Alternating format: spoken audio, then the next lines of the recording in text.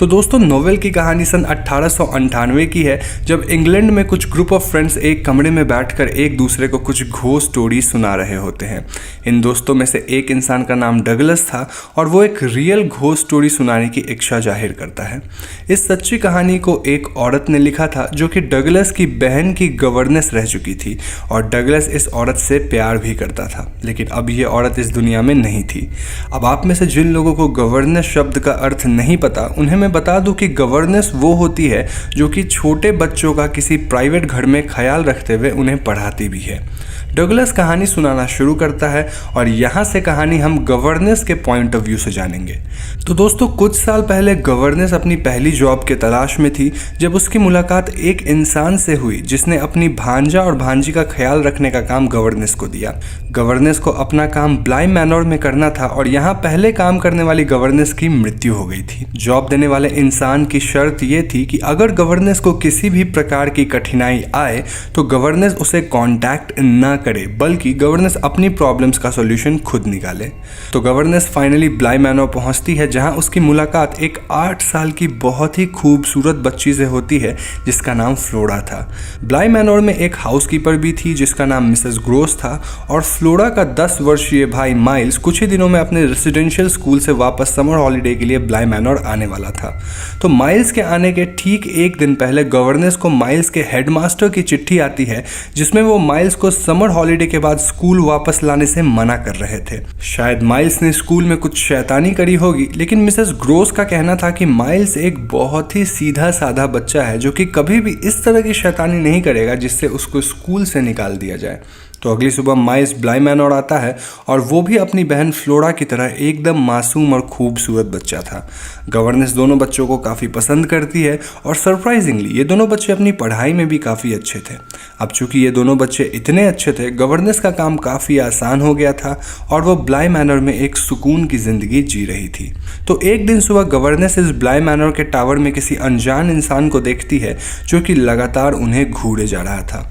Governance को लगता है कि शायद वो बंदा कोई ट्रेसपासर होगा और वो उसे इग्नोर कर देती है। इसके ठीक कुछ दिन बाद गवर्नेस को ये बंदा वापस से घर के बाहर दिखता है और इससे पहले गवर्नेस बाहर जाकर उसे पकड़ पाती, वो बंदा एकदम से अपनी जगह से गायब हो गया था, as if he was never there. Governess ये बात मिसेस ग्रोस को बताती है और वो मिसेस ग्रोस के साथ इस बंदे का हुलिया और पहनावे का भी जिक्र करती है। ये सब सुनकर मिसेस ग्रोस का कहना था कि वो इंसान पीटर क्विंट है जो कि इस ब्लाई मैनोर का पुराना वैले था और उसकी ऑलरेडी मृत्यु हो चुकी है। जी हाँ दोस्तों, गवर्नेस शायद जिसे देख रही थी वो पीटर क्विंट का भूत था और क्विंट का भूत शायद माइल्स से मिलने वापस आ रहा था क्योंकि पुराने टाइम में वो दोनों काफ़ी क्लोज थे। तो इसके कुछ दिन बाद गवर्नेस फ्लोरा के साथ एक झील किनारे बैठी थी जब गवर्नेस को झील के उस पार एक औरत दिखती है। इस अनजान औरत को शायद फ्लोरा भी देख पा रही थी, लेकिन फ्लोरा का उसे देखकर कोई रिएक्शन नहीं था।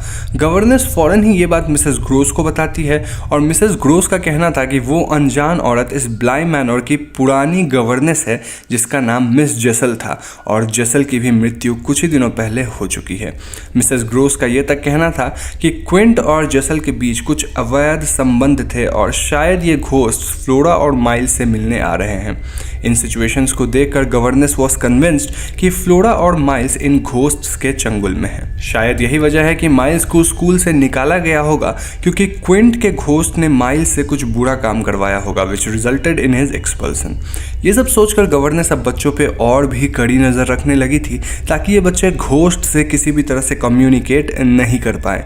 तो इन घटनाओं के बाद गवर्नेस को ब्लाई मैनोर में क्विंट और जेसी की घोस्ट बार बार दिखती है और ये घोस्ट माइल्स और फ्लोरा को भी दिख रहे थे क्योंकि हम रीडर्स क्लियर जान पा रहे हैं कि ये दोनों बच्चे इन घोस्ट से काफ़ी इन्फ्लुएंस थे। ये दोनों बच्चे अपने अंकल को लेटर्स लिखते थे, लेकिन गवर्नेस इन लेटर्स को कभी पोस्ट नहीं करती थी क्योंकि इन लेटर्स में बच्चे अपने अंकल को ब्लाई मैनोर बुला रहे थे और अंकल ने क्लियरली गवर्नेस को बताया था कि उसे सब काम खुद ही करना होगा and she should not contact him. जैसे जैसे दिन बीत रहे थे, माइल्स स्कूल वापस जाने की जिद कर रहा था और वो अपने अंकल को भी कांटेक्ट करना चाहता था। गवर्नेस इन सिचुएशन से एकदम परेशान हो चुकी थी और वो खुद को इन घोस्ट स्पॉट्स या फिर घोस्ट्स को अपने सामने पाती थी। गवर्नेस का कहना था कि मिस जेसल की घोस्ट ने उनसे बातें की है और ये घोस्ट नरक में दी जाने वाली सजाओं को झेल रही है और इन सजाओं का भागीदार वो छोटी सी फ्लोरा को भी बनाएगी। इतना ही नहीं, गवर्नेस माइल्स को एक नए स्कूल भेजने की सोचती है, लेकिन इन बातों के दौरान कमरे में कैंडल्स अपने आप बुझ जाती है और माइल्स बोलता है ही डिड इट। अब पानी सर से ऊपर जा चुका था और गवर्नेस डिसाइड करती है कि वो इन बच्चों के अंकल को एक लेटर लिखेगी। गवर्नेस एक लेटर लिखकर अपने पॉकेट में रख लेती है जब माइल्स गवर्नेस के पास आकर उनके लिए पियानो प्ले करता है। पियानो की आवाज़ सुनकर गवर्नेस मंत्र मुग्ध हो जाती है और इसी बीच फ्लोरा घर से मिसिंग थी। गवर्नेस फौरन ही मिसेस ग्रोस के साथ फ्लोरा को ढूंढने के लिए झील किनारे जाती है और जाने से पहले वो अपना लेटर एक ल्यूक नाम के नौकर को देती है ताकि ल्यूक उस लेटर को पोस्ट कर सके। झील के पास पहुंचकर गवर्नेस फ्लोरा को झील के उस पार देखती है जहां उन्हें मिस जेसल भी दिखती है। मिसेस ग्रोस और गवर्नेस फौरन ही फ्लोरा को अपने पास लाती है और फ्लोरा के नज़दीक आते ही गवर्नेस उससे चिल्ला चिल्ला के पूछती है कि क्या उसने मिस जेसल की घोस्ट को देखा है। Flora was in A shock state और मिसेस ग्रोस फौरन ही उसे ब्लाई मैनोर ले जाती है।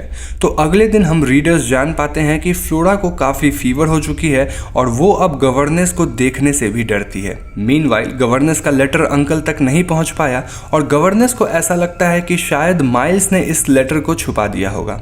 सिचुएशन आउट ऑफ कंट्रोल देखकर गवर्नेस फौरन ही फ्लोरा को मिसेस ग्रोस के साथ उनके अंकल के पास भेज देती है और अब वो अकेले इस ब्लाई मैनोर में माइल्स का ख्याल रखने की ठान लेती है। माइल्स अब हमेशा ब्लाई मैनोर के ग्राउंड्स में घूमता रहता था और वो गवर्नेस से ढंग से बातें नहीं कर रहा था। गवर्नेस को अब भी क्विंट की घोस्ट दिख रही थी और miles was kind of attracted towards the ghost. तो एक रात डिनर टेबल पे गवर्नेस माइल्स से पूछती है कि उसके मन में आखिर क्या चल रहा है और इस बात पे माइल्स डिमांड्स कि उसे ल्यूक से बातें करनी है। तभी अचानक खिड़की पे क्विंट का घोस्ट आता है और माइल्स इस घोस्ट की तरफ जाने लगता है। गवर्नेस माइल्स को रोकने की कोशिश करती है और वो पूछती है कि क्या माइल्स ने उनके लेटर्स को चुराया है, जिसके जवाब में माइल्स हाँ बोलता है।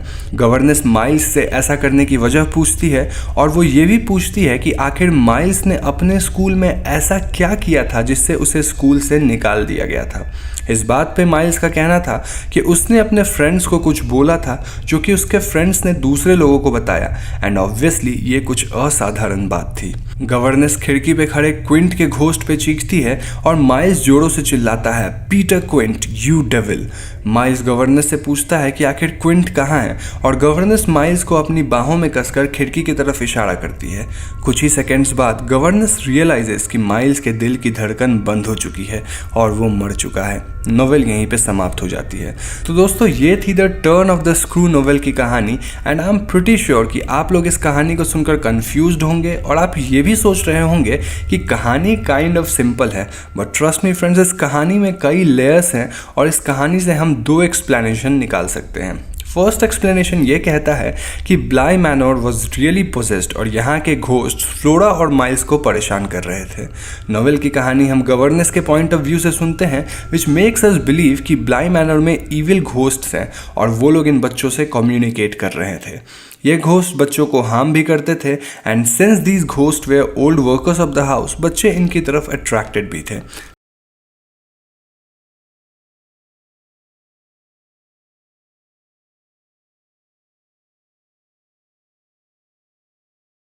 तो मूवी के शुरुआत में हम एक क्रिश्चियन वेडिंग में लोला और एडोल्फो नाम के कपल को शादी के वाउज लेते हुए देखते हैं। हम समझ पाते हैं कि लोला का एक लेग आर्टिफिशियल था और वो ट्विंस के साथ भी प्रेग्नेंट थी। अब जैसे ही ये कपल वेडिंग हॉल से बाहर निकलते हैं तो लोला का व्हाइट वेडिंग गाउन खून से लाल हो जाता है एंड दिस डिपिक्ट्स कि लोला का मिसकैरेज हो गया था। इनफैक्ट इंटरनल इंजरीज के कारण लोला अब कभी मां नहीं बन पाएगी, जिससे वो काफी टूट जाती है। यहाँ से कहानी 6 महीने आगे चली जाती है जहां लोला अब भी अपने मिसकैरेज से उभर नहीं पाई थी और अडोल्फो यहाँ लोला को अपनी तरह से सपोर्ट कर रहा था। वैसे अडोल्फो एक पायलट था तो वो सारा दिन काम के सिलसिले में बाहर ही रहता था, वहीं लोला अकेलेपन से जूझ रही थी। लोला अडोल्फो से पूछती है कि क्या ये लोग अपने शहर वाले घर में शिफ्ट कर सकते हैं, जिसपे अडोल्फो से सख्त मना कर देता है सेइंग कि मैं इस घर में बड़ा हुआ था और मेरे बच्चे भी जो आगे होंगे वो इसी घर में बड़े होंगे। अब इन्हें बच्चे कैसे होंगे? वेल, अडोल्फो पास ही के चर्च के ऑर्फनेज से ट्विंस को अडॉप्ट करना चाहता था। लोला इसके लिए तैयार नहीं थी, लेकिन एडोल्फो उसे मना लेता है। खैर, लोला एंड एडोल्फो कॉन्वेंट में बच्चों से मिलने जाते हैं और ऑर्फनेज की मदर सुपीरियर उनसे कहती है कि यहाँ कई तरह के बच्चे आते हैं, जैसे कोई बिन ब्याह कपल के बच्चे होते हैं, तो कोई प्रोस्टिट्यूट के, कई बच्चे ऐसे भी होते हैं जो डिफरेंटली एबल्ड हैं, और इन सारे बच्चों को चर्च ही पालती है। एडोल्फो अब जल्द से जल्द एडॉप्शन का प्रोसेस स्टार्ट करना चाहता था, जिसके लिए वो अपने साथ पैसे वगैरह भी लेके आया था। वहीं दूसरी ओर लोला ऑर्फनेज के बच्चों को देख रही होती है और चर्च के प्रेयर हॉल में जा घुसती है, जहां एक सुंदर सा क्वायर चल रहा था। मदर सुपीरियर उन्हें बताती है कि यहाँ इंस्ट्रूमेंट 2 बच्चे बजा रहे हैं, जिनका नाम है Tin and Tina. Tin and Tina Lola के सामने आते हैं और हम देखते हैं कि ये एल्बाइनो किड्स थे, जिनकी आई लैशेज, हेयर, स्किन बिल्कुल सफेद होती है। तभी बाहर बिजली चमकती और ये दोनों ट्विंस लोला को हक कर लेते हैं, सेइंग कि this is wrath of God. Adolfo इन बच्चों को अडॉप्ट तो नहीं करना चाहता था, क्योंकि ये बच्चे उनके एक्सपेक्टेड किड्स के एज से बड़े थे, लेकिन लोला को ये ट्विंस अच्छे लग गए थे। किड्स भी इस कपल के सामने उदास हो जाते हैं, सेइंग कि उन्हें कोई भी अडॉप्ट नहीं करना चाहता, और लोला को भी ये बात इमोशनल कर देती है। बस फिर क्या था, फाइनली एडोल्फो एंड लोला इन दोनों को अडॉप्ट कर लेते हैं, और हम देख पाते हैं कि टिन एंड टीना काफी वेल मैनर्ड एंड मिलनसार थे, जिससे इन्हें लोला एंड एडोल्फो के साथ घुलने मिलने में ज्यादा टाइम नहीं लगता। अब टिन एंड टीना के बारे में हम कुछ चीजें नोटिस करते हैं कि ये दोनों बहुत ही ज्यादा रिलीजियस थे, और इन्हें तो होली हिम्स के अलावा कोई और गाना आता भी नहीं था। दूसरे जॉनर के सॉन्ग को ये लोग सैटानिक मानते थे, और ना ही इन लोगों ने कभी टीवी देखा था। इन्हें लगता था कि बिजली कड़कना भी भगवान का गुस्सा है, और खाने से पहले प्रेयर करना वाज अ मस्ट। कुल मिलाकर ये दोनों बच्चे अपना जीवन बाइबल के कहे अनुसार जीते थे, और आधुनिक किसी भी चीज के बारे में नहीं जानते थे। खैर, अब ये सारे जब घर आते हैं तो लोला का पालतू डॉग कुकी इन बच्चों पे अग्रेसिवली भौंकने लगता है। एडोल्फो बच्चों को घर ले आता है और दोनों बच्चे अपने कमरा देखने भागते हैं। लोला देखती है कि ये दोनों बच्चे ट्विंस के लाए बेड पे कूद रहे थे, लेकिन लोला इनसे कहती है कि आप लोगों का कमरा नीचे है। दिस सीन टेल्स अस कि लोला अब भी अपने एक्चुअल बच्चों को याद कर रोती है। इनफैक्ट वो अब तक सिर्फ मूव ऑन करने की कोशिश ही कर रही थी। खैर, डिनर वाले टेबल पे ये बच्चे एडोल्फो को क्राउन ऑफ क्राइस्ट पहनाते हैं और लोला को एक रोजरी माला भी गिफ्ट करते हैं as a thank you. Adolfo अब खाने से पहले प्रे नहीं करता, जिसपे टिन एंड टीना उसे प्रे करने को कहते हैं। ऑल्दो हम नोटिस करते हैं कि लोला प्रे नहीं करती, ना ही वो आमीन कहती है। दिस मींस कि लोला गॉड के प्रेजेंस को नहीं मानती थी। अब हम देखते हैं कि टिन एंड टीना लोला से पूछते हैं कि आपने हमें अडॉप्ट क्यों किया, जिसपे लोला कहती है क्योंकि तुम हमें अच्छे लगे। इनफैक्ट लोला रिवील्स कि वो अब कभी मां नहीं बन सकती। ये सुन टीना कहती है कि मिरेकल्स कभी भी हो सकता है, तो हमें भगवान पे भरोसा रखना चाहिए। लोला इन बच्चों के बैग में ढेर सारा क्रॉस देखती है, जिसपे ये बच्चे कहते हैं कि ये होली क्रॉस एक्सटर्मिनेटिंग एंजल यानी सेटन को इस घर में प्रवेश करने से रोकेगी। नौ रात को सोते वक्त लोला अपने रोजरी को गले से उतार कर ड्रॉर में रख देती है। अब अगली सुबह ब्रेकफास्ट के दौरान टिन एंड टीना लोला को भगवान दिखाने की टेक्निक बताने लगते हैं। This technique was very weird, क्योंकि उसमें टिन टीना के सर पे प्लास्टिक बैग पहना के उसे काइंड ऑफ सांस नहीं लेने देगी, और अंत में टिन आजाद होकर कहता है कि वो भगवान को लोला के पीछे देख पा रहा है। Now this all was really weird for लोला, क्योंकि सफोकेट करके भगवान देखना is really weird, more so when लोला तो भगवान में मानती भी नहीं। एनीवेज, अगले दिन टिन और टीना अपने स्कूल में जाते हैं, और उनका डिफरेंट लुक देखकर पेड्रो नाम का एक लड़का उन दोनों को ड्रैकुला के किड्स कह के चिढ़ाने लगता है। घर लौटकर टीना अपनी मॉम लोला से स्टिचिंग करना सीखती है, और टिन लोला से ड्रैकुला के बारे में पूछता है, आस्किंग कि क्या वो ड्रैकुला के बच्चे हैं। ये सुन के लोला इनके लिए थोड़ी कंसर्न्ड हो जाती है, और वो अपनी वुडन लेग इन बच्चों को दिखा के कहती है कि हम सब थोड़े डिफरेंट होते हैं, इसमें कोई बुरी बात नहीं है। यहाँ हम जान पाते हैं कि पास्ट में लोला की फैमिली जगह जगह जाकर थिएटर वगैरह करती थी, लेकिन एक रोज टेंट में सोते वक्त लोला की थिएटर ग्रुप में आग लग गई थी। इससे उसके माता पिता का देहांत हो गया था, और उसका एक पैर भी जल गया था। एनीवेज, रात को लोला और एडोल्फो ड्राइंग रूम में बैठकर गॉड के एग्जिस्टेंस के बारे में डिस्कस करते हैं। एडोल्फो को उनकी एग्जिस्टेंस से कोई ज्यादा फर्क नहीं पड़ता था। वहीं हम जानते हैं कि लोला भगवान पे भरोसा नहीं करती थी।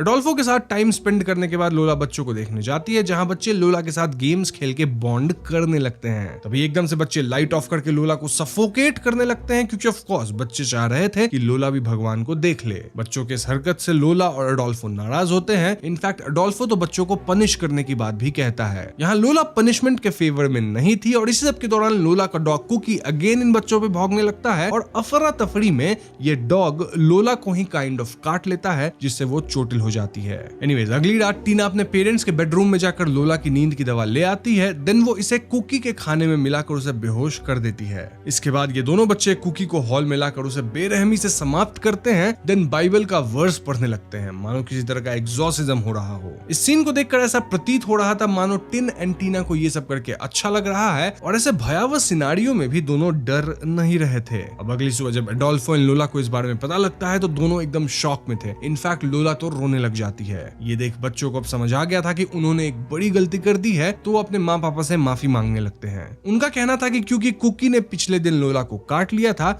इसीलिए वो उसके शरीर को क्लिंज करना चाहते थे ताकि कुकी वापस ऐसा कभी ना करे। अब ऐसे सिचुएशन में कुकी को दफनाया जाता है, जिसके बाद ये बच्चे सारा टाइम कुकी की कब्र के बाहर प्रे करते हैं। इस पॉइंट तक एडोल्फो वाज वेरी कंसर्न्ड और वो लोला से कहता है कि बीइंग देयर मदर, लोला को इन्हें सही शिक्षा देनी चाहिए। खैर उसी रात लोला जब इन बच्चों के कमरे में जाती है तो वो दोनों बच्चों को पैर में फोक्स बांधकर चलते हुए देखती है, जिससे दोनों जख्मी हो गए थे। ये बच्चे काइंड ऑफ खुद को ही पनिश कर रहे थे क्योंकि इनकी वजह से कुकी समाप्त हुआ था। लोला फौरन इनका बैंडेज वगैरह करती है, जिस दौरान टिन कहता है कि जैसे बाइबल में जीसस रिसरेक्ट हुए थे ना, क्या वैसे ही कुकी को रिसरेक्ट किया जा सकता है। ये सुनकर लोला कहती है कि रियल लाइफ में रिसरेक्शन नहीं होता है और लोग बाइबल को वर्ड टू वर्ड फॉलो नहीं कर सकते, क्योंकि ऐसे मिरेकल्स रियल लाइफ में नहीं होते। लोला की बात सुनने के बाद भी टिन एंड टीना का गॉड में से फेथ बिल्कुल भी कम नहीं हुआ था, एंड दे वर श्योर कि एक दिन लोला भी गॉड को मानने लगेगी। तो आगे क्रिसमस का दिन आता है और एडोल्फो इन बच्चों को कुछ खेलने का सामान गिफ्ट करता है, जैसे स्पिनिंग डिस्क वगैरह, जिससे ये बच्चे बहुत खुश होते हैं। डिनर टेबल सजाते वक्त लोला कहती है कि तुम केक पे थोड़ा सा शुगर पाउडर स्प्रिंकल कर दो, लेकिन टीना तो उस पे इंसेक्टिसाइड स्प्रिंकल करने वाली थी। शायद अनजाने में वो ऐसा कर रही थी और हाँ, लोला इसे रोक लेती है। द पॉइंट हियर इज कि ये बच्चे दिन ब दिन खतरनाक होते जा रहे थे। आगे जब सभी लोग साथ में टीवी देखने जा रहे थे कि तभी लोला चक्कर खा के गिर जाती है।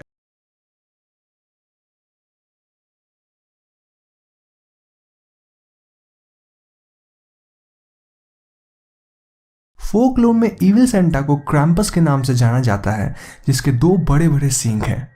इसका शरीर आधा बकरी और आधा शैतान के मिश्रण से बना हुआ है और ये बदमाश बच्चों को सजा देता है। इसके बड़े बड़े बाल हैं और ये तकरीबन 6 दिसंबर के दिन बाहर आकर बूढ़े बच्चों को सजा देता है।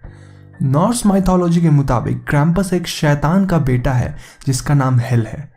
हेल मरे हुए लोगों की दुनिया की रूलर है और इस दुनिया को हेलहाइम नाम से जाना जाता है, और लोगों का मानना है कि हेल इविल गॉड लोकी और जायंटेस एंग्रोबोडा की बेटी है।